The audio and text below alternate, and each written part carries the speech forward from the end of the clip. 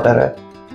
शायद मैं वो वाहिद कश्मीरी लीडर हूँ जिसने 1947 के बाद दिल्ली से कुछ वापस लाया है, यहाँ से कुछ नहीं दिया है। जम्मू कश्मीर के लोगों को 370 उठने और 35 से उठने का कोई फर्क इसलिए महसूस नहीं हो रहा है क्योंकि अल्ताफ बुखारी और अपनी पार्टी ने ये काम किया था। हमें गालियां मिली उसके अगर हम पॉलिटिकल पार्टी होते हम we could have sold this. आदाब, आप देख रहे हैं आवाज नवाइस और मैं हूं नजीर गनाई। जम्मू कश्मीर में इलेक्शंस का बिगुल बन चुका है और कई सारी पार्टियां जो है इस मुहिम में जुड़ चुकी है।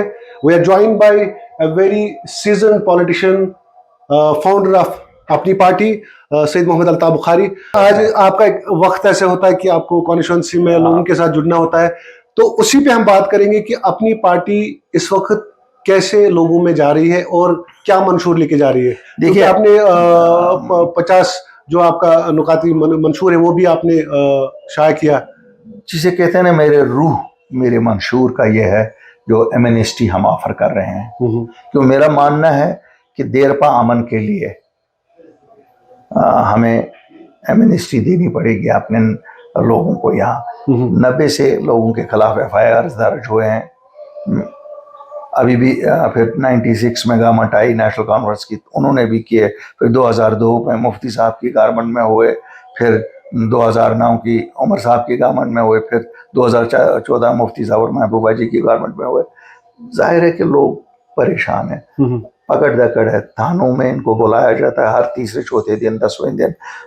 14 अगस्त 26 जनवरी प्राइम मिनिस्टर कभी आए, 20-20 हज़ार 30-30 हज़ार लोग बंद होते हैं।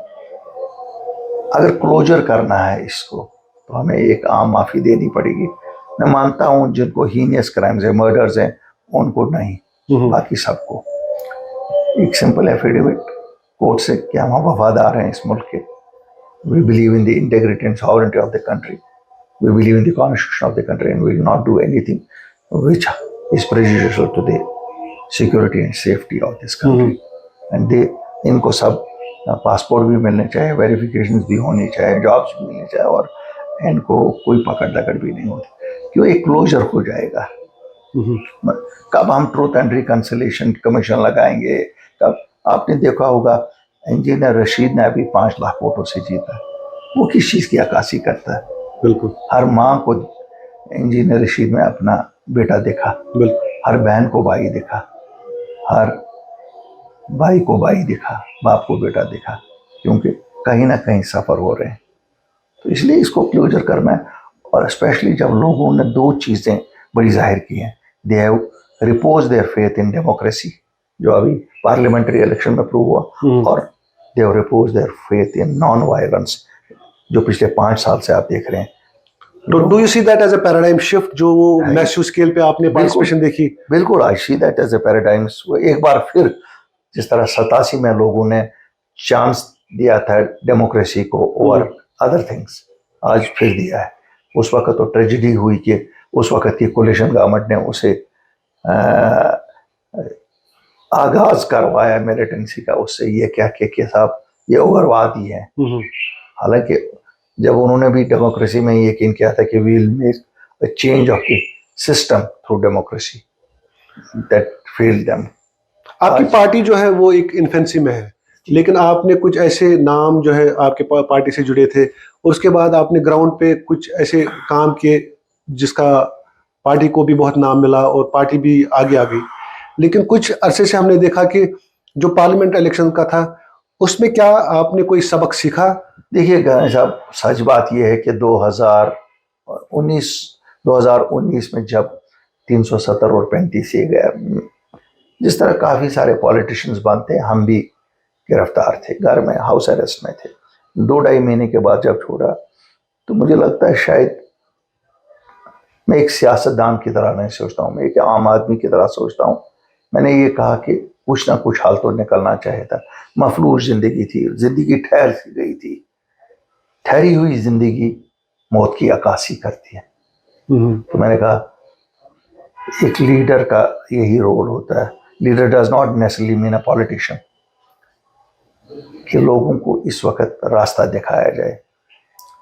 मैंने अपने हिसाब से जो असेसमेंट की लोगों से पूछा कि 370 उठने से क्या नुकसान और 370 के होने से क्या फायदा था।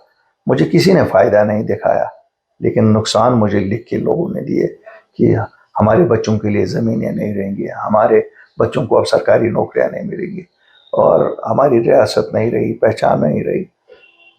तो I started working on that. मुझे गवर्नमेंट ऑफ इंडिया ने अप्रोच नहीं किया, मैं आपको सच बताऊं। मैंने अप्रोच किया, मैंने उनको कहा चलो एक नई सियासत करते हैं, सच की सियासत, जिसमें जम्मू कश्मीर के लोगों को भी सच बोला जाए और आप भी अपने लोगों को सच बोलो। 4 साढ़े 4 महीने कन्विंस करना पड़ा। वही भाजपा जिसका श्यामा प्रसाद मुखर्जी यहाँ जान दे चुका था इस बात पे कि एक विधान एक निशान एक संविधान, मतलब अगर कश्मीरी पूरे हिंदुस्तान में ज़मीन खरीद सकते हैं, हिंदुस्तानी भी कश्मीर में खरीद सकते हैं। अगर कश्मीरी वहाँ जाके नौकरियां कर सकते हैं, वो भी खरीदें। उन्हीं को कन्विंस में करता हूँ कि आपके हित में है कि जम्मू कश्मीर के वासी ही ज़मीनें आपस में खरीदें और इसी तरह नौकरियां वही करें। It was very difficult for them. आप देख रहे हैं 6 महीने में आई मेड देम एग्री कि आप ये करिए। मैं कोई अवामी लीडर नहीं था, मैं नहीं बताऊंगा मैं कोई शेख अब्दुल्ला था, मेरे पीछे मास्टर्स थे, लेकिन अपनी ऑनेस्टी और इंटेग्रिटी को मैंने मॉर्टिगेज कर दिया। जितनी मेरी रेपुटेशन थी, मुझे किस किस नाम से नहीं बुलाया गया, किसी ने कहा उसका आपको खमियाजा भी किस उठाना पड़ा। मुझे कहा गया कि ये हिंदुस्तानी एजेंट बन गया, बीजेपी का एजेंट बन गया, सब कुछ कहा गया, लेकिन जब इंसान का मन साफ हो तो किसी चीज़ से परवाह नहीं होती। मैं आज भी फ़ख्र से कहता हूँ, मुझे फ़ख्र है, शायद मैं वो वाहिद कश्मीरी लीडर हूँ जिसने 1947 के बाद दिल्ली से कुछ वापस लाया है, यहाँ से कुछ नहीं दिया है। जम्मू कश्मीर के लोगों को 370 उठने और 35 से उठने का कोई फ़र्क इसलिए महसूस नहीं हो रहा है क्योंकि अल्ताफ़ बुखारी और अपनी पार्टी ने ये काम किया था। हमें गालियाँ मिली उसके अगर हम पॉलिटिकल पार्टी होते, हम we could have sold this. We were not able to sell it, but the benefit is there to see. I think Altaf साहब you were the only party जो ओपनली आई कि हम आर्टिकल 370 को वापस लाने का कोई वादा नहीं कर रहे, हम उसको बचाने का या इसको वापस करने का कोई ये नहीं कर रहे, लेकिन हम सच की सियासत कहेंगे। तो सच की सियासत आपके लिए क्या है? देखो, सच यही है कि हमारा मुकद्दर हिंदुस्तान से जुड़ चुका है 1947 में। अब ये चौंचले हैं हमारे, हम वापस लाएंगे, ये करेंगे, वो करेंगे, नहीं। हमें प्रोटेक्शन चाहिए था ज़मीनों की, वो हमने लाया। हमने ये किया, जॉब्स का प्रोटेक्शन चाहिए था, वो मिला। वी डिड नॉट वांट कि हमारी डेमोग्राफी चेंज हो। मुस्लिम अक्सरियती रियासत है, इसका कैरेक्टर ऐसा ही रहे। मैंने ये सब प्राइम मिनिस्टर से एश्योरेंस ली और उसकी नोटिफिकेशन निकलवाई। कोई माने या ना माने, यही तो था हमारे लिए। सियासतदानों के लिए 2 झंडे थे, बाकी क्या था? बिल्कुल, बाकी और कुछ नहीं था। तो आपके फॉर्मर चीफ मिनिस्टर्स कहते थे कि मैं इलेक्शन नहीं लड़ूंगा जब तक स्टेटहुड या... आपको सच बताऊं, अगर उमर साहब के इस डिसीजन को एनालिसिस में डालें, मुझे लगता है he is more sincere by fighting. He has shown his sincerity by fighting rather than by boycotting. देखिए, बाइकआउट से क्या मिलता? वो नहीं लड़ते। तो आप क्या सीरियसनेस? आप कहते हो हम स्टेटहुड वापस लाएंगे, लाना है, हम सबको लाना पड़ेगा। जब आप जो चीफ मिनिस्टर्स रहे हैं, अपने पार्टियों के सरबराह हो, आप नहीं लड़ोगे तो वो लोगों को कैसे वो आश्वासन देते हो कि हम स्टेटहुड वापस लाएंगे? लोगों को आश्वासन कैसे देते हो हम आपका कोई काम करेंगे? मुझे लगता है उमर साहब has done a right thing. But Mehbooba Mufti goes away by saying that it's a municipality now. देखिए, महबूबा जी जब वो चीफ मिनिस्टर थी, जब जिसे उनके वालिद मोहतरम कहते थे हिंदुस्तान की सबसे स्ट्रॉन्गेस्ट लेजिस्लेचर, तो क्या कर सकी वो? अगर लोग जेलों में हैं अभी, तो उन्होंने भेजे। जो तिहाड़ में लीडर बैठे, तो तभी तो वो म्युनिसिपल ऑर्डर ही था, तभी तो उसी ऑर्डर के तहत तो वहीं से ऑर्डर आया और उन्होंने भेजा। तो ये प्रैक्टिकल बनना पड़ेगा ना। और हम अपने पावर्स के लिए थोड़ा ही इस वक्त इलेक्शन लड़ रहे हैं, हम लोगों को सुविधा। आप देखिए लोग कितने खुश हैं, उत्सुक है लोगों में कि पहली बार 10 साल के बाद कोई सरकार बनने जा रही है उनकी। अल्ताफ साहब, 10 साल के बाद अनाउंस होता है असेंबली इलेक्शंस का और immediately you start going door to door. Why this modus operandi? Why you started going door to door? And do you think it's reconnecting with? देखिए, मैं बताऊंगा, मेरा पहला भी इलेक्शन जब था तब भी मैं ऐसे ही गया, और ये मेरी जिंदगी का दूसरा इलेक्शन है। मैं अब ऐसे ही जा रहा हूँ, हालांकि मैं कहीं किसी और कॉन्स्टिट्यूंसी में, बाकियों में भी आप लोगों के अपनी मैं इनके जा रहा हूँ। और हमें एक धक्का लगा, मैं आपको सच बताऊंगा, मैं कोई ये नहीं, हमें पार्लियामेंट इलेक्शन एक धक्का लगा, एक सबक था।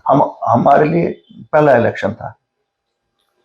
हमने सच बोला लोगों को कि 5 लाख वोट वहाँ पहाड़ियों के थे जिन्होंने वादा किया था बीजेपी को कि आप हमें पहाड़ी ये दे दो तो हम आपको वोट दे देंगे। उनका अपना कैंडिडेट नहीं था वहाँ, उन्होंने ऑफर किया। हमने कहा चलो हमें मिलेगा, हमें उससे नुकसान हुआ। जो हमारे अपोनेंट्स हैं उन्होंने एक्सप्लॉइट इसी को किया। अब ये बीजेपी के साथ हैं। मैं आज तक नहीं बीजेपी के प्रेसिडेंट से मिला, मैं डेफिनेटली गवर्नमेंट ऑफ इंडिया के साथ आगे भी हमें काम करना पड़ेगा, अब भी करना, but I have no trust with BJP. मुझे मालूम है कश्मीर में कश्मीरी पसंद नहीं करते हैं बीजेपी को, और जब मैं वही करूंगा जो कश्मीरी पसंद करते हैं। Kashmiris don't like BJP, why should I get into alliance with them? मैं कोई अलायंस नहीं की है। I am not into a pre poll alliance with them.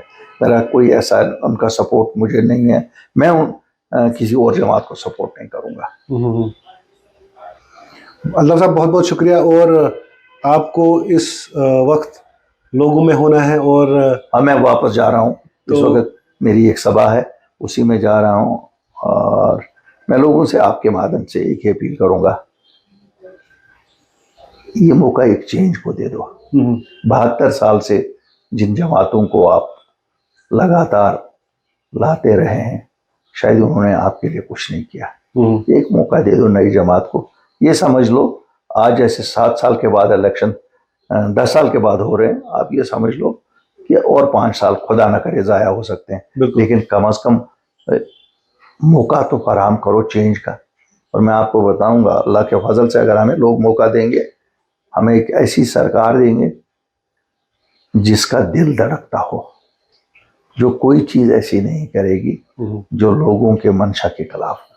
तो आखिर पे मेरा ये सवाल है कि post 2019 do you think things have changed tremendously on the ground? देखिए, एक हम दें या ना दें क्रेडिट, एक क्रेडिट तो है कि सिक्योरिटी सिनेरियो वास्टली चेंज हुआ है। 90% क्रेडिट इसका लोगों को जाता है, 10% सिक्योरिटी फोर्सेस और एडमिनिस्ट्रेशन को जाता है। क्यों? शायद they are also not trigger happy. Political governments had become more trigger happy. हर रोज 5, 7, 10 लोग मरते थे। इन्होंने वो हमने देखा कि there is a change on the ground. लेकिन हमारा एजुकेशन सिस्टम मफलूज है, हमारा हेल्थ सिस्टम ख़त्म हो चुका है, हमारा जो डेवलपमेंट का स्ट्रक्चर है, जिसे आप ड्रेनेज, पानी, बिजली, सब ख़त्म है। हमारी एडमिनिस्ट्रेशन अनरिस्पॉन्सिव बन गई है, उनको लगता है जवाबदेह नहीं है। तो मुझे शायद लगता है कि काफ़ी सारा बदल जाएगा अगर एक अच्छी मजबूत सरकार आए। बहुत बहुत शुक्रिया। Thank you.